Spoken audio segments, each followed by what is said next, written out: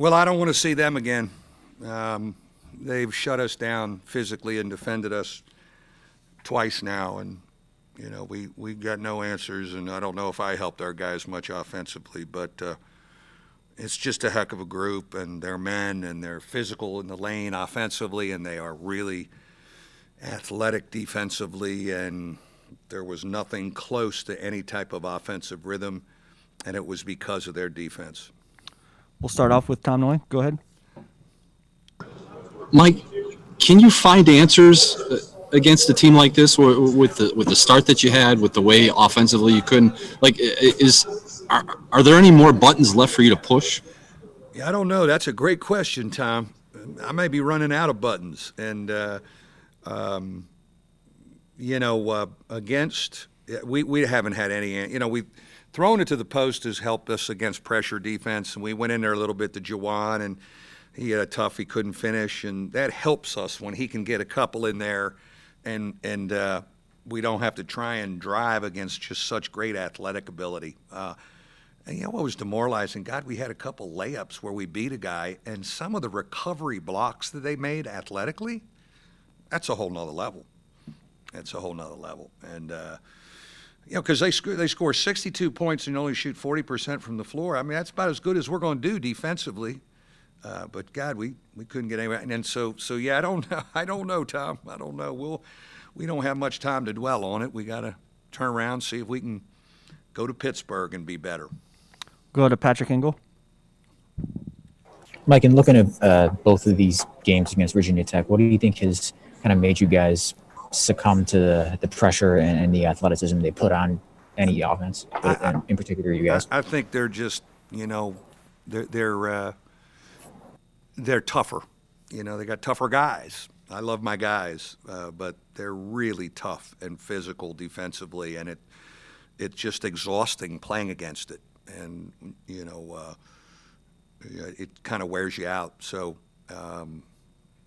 I don't it's not any secret weapon. We tried a little bit everything offensively to try and help our group, and I couldn't help them at all with any different kind of movement or look or entry. We actually drove it a little better in the second half and got some fouls, and we were better with the ball. But, of course, I think we had 9 turnovers at halftime. That's just such a deep hole to dig out of. And then any time you had any little bit of life, boy, did they make a play right at your throat. Assassins. This group of Virginia Tech guys are assassins. Go to Tim O'Malley. Coach Hub gave you guys a bit of life there going into the halftime break. What was your message to the rest of the team when he's accounting for 19 of your 22 points, and really the whole offense there was trying to get other guys going to help him out in the final 20 minutes? Well, the interesting thing with Hub is, I know people get on him sometimes. Trying to, there's a perfect example of when we can't get really anything else going, then that's the only choice we have. And yeah, he's got to force some stuff and make some plays, but he's really a tough kid, and it was bothering him that we couldn't get stuff. And I have the utmost respect for him, but he just didn't have much help, tonight. And so he has to do a little bit more, and then he ends up forcing some plays and having a few turnovers, but it's the only option we have sometimes. And so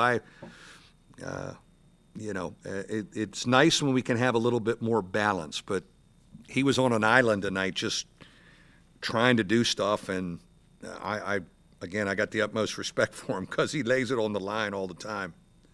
Go to Pete Byrne. Pete, go ahead. Yeah, Pete. Okay, hey Mike. You mentioned you play actually pretty good defense tonight. When you're having a night like that where they're digging in on defense and the shots just aren't falling, I mean, do you just flush it and move ahead? And in doing that, what's your message going into Pittsburgh to try and keep the guys up? Oh yeah, no, we flush it and move on. I mean, there's not a whole lot. There's no film to watch. We'll come back in tomorrow and get ready for Pittsburgh. And understand that Pittsburgh has physicality and athletic ability that can get out and guard us like Virginia Tech. So, yeah, we move on quick. Go back to Tom Noy. Mike, from a talent standpoint, from a toughness standpoint, what can you guys do to beat a team that's above you in the league standings? Oh, no. That's a great question, Tom. We've not really been able to do that, and I don't know. I mean, that is, I think, frustrated all of us, our players included, that we just haven't been able the last 2 years to get anybody above us. Again, we'll have some other chances, but it's kind of where we are. We are kind of pigeonholed in this league right now. A year and a half, the last year and a half, that is, and but it's an amazingly gifted league at the top, as we have experienced the last year and a half. Final question for Coach. We'll go to John Bryce. Mike, along the lines of toughness, how much did you miss Cormac tonight? And then when it's 14 games into a season, that's not the first time you've talked about toughness. What can you do to get tougher on the back half of the schedule? I actually think, starting with the Boston College game, we've played with a little more edge and a little more physicality. And I thought a couple plays tonight, we were in position, and they, like they did in Blacksburg, they just jump over you. And we fought to get our chest in front of people and just couldn't finish the play.